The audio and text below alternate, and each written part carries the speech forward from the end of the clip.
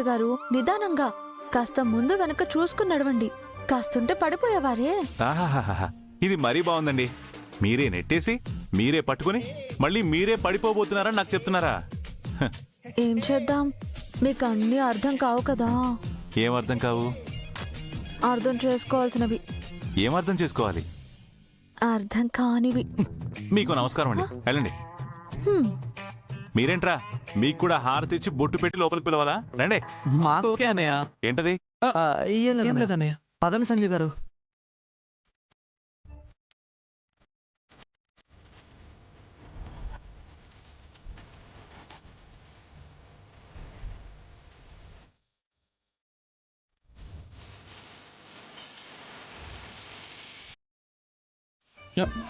వాళ్ళు వెళ్ళిపోయాక మనం ఇక్కడ ఏం చేస్తామండి? పదండి శ్రావణి గారు.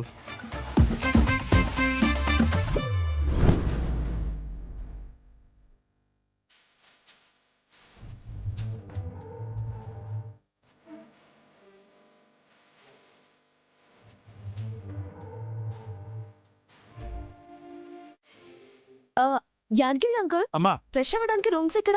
మీ రూమ్స్ అటువైపు అమ్మా, అటు వెళ్ళండి. మరి మా రూమ్స్? మీరిద్దరు ఇటు వెళ్ళండి.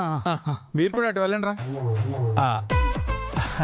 అభయ్ బాబు వెళ్ళండి, ఇటువైపు వెళ్ళండి. ఏంటి శంకర్, జోగమ్మ చెప్పినట్టు ఇంట్లో వరుస పెట్టి పెళ్లిళ్ళు జరిగేలా ఉన్నాయే? నాకు అదే అర్థం కావట్లేదు సార్.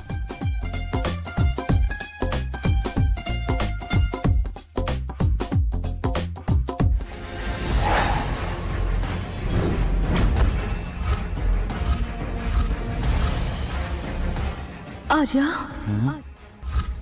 గౌరీ గారు, గౌరీ గారు,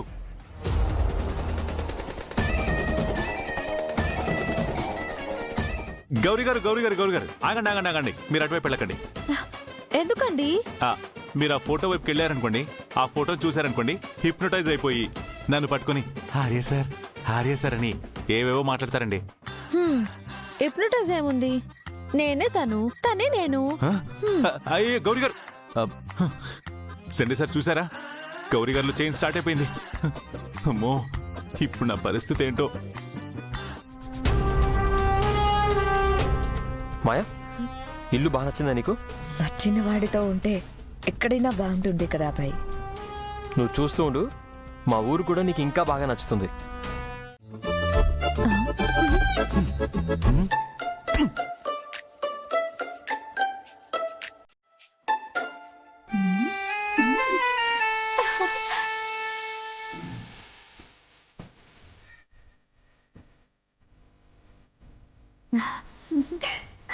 అక్క, ఏంటి బావతో గిల్లి గజ్జాలు పెట్టుకుంటున్నావు?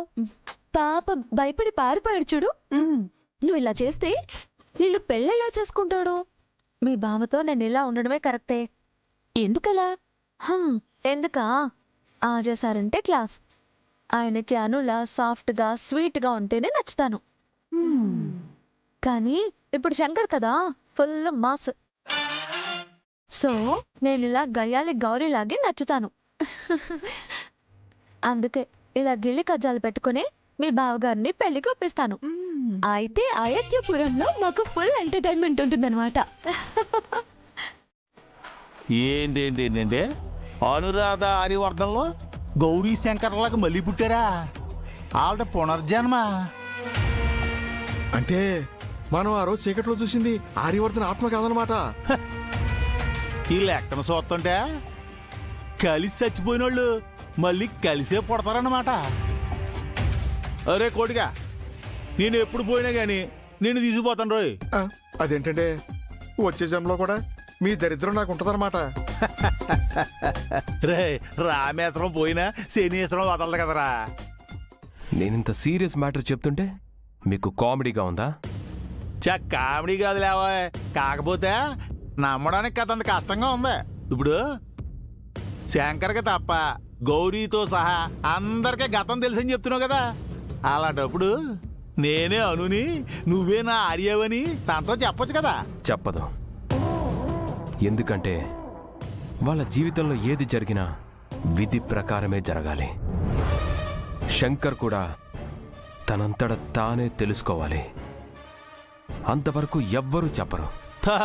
చెక్క అది అక్కడ పడిందనమాట మెలిక.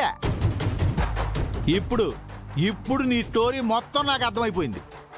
మీ నాన్న మా ఊరొచ్చి దొంగసాటుగా ఆ ఆర్య అణుల్ని చంపేశాడు.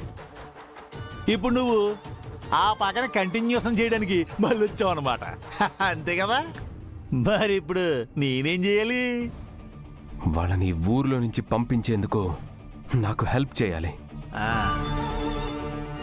వాళ్ళు సిటీకి వెళ్తే అక్కడ జరగాల్సిందంతా నా చెల్లి చూసుకుంటుంది.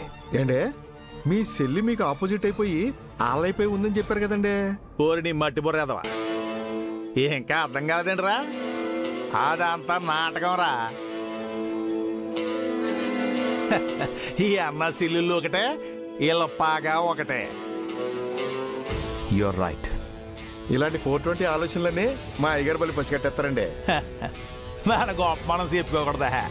అది సరిగానే దీనివల్ల నాకేంటి లాభం? నీ కార్యవర్ధన అంటే పడదని నాకు తెలుసు. అతని వల్ల నువ్వు చాలా లాస్ అయ్యావని కూడా తెలుసు. నాకు హెల్ప్ చేస్తే నీ పగ కూడా తీరుతుంది. ఆ, పగ తీరితే తృప్తిగా ఉండదనుకో, కానీ భారత నిండితే ఇంకా హాయిగా ఉండదు కదరా కోట.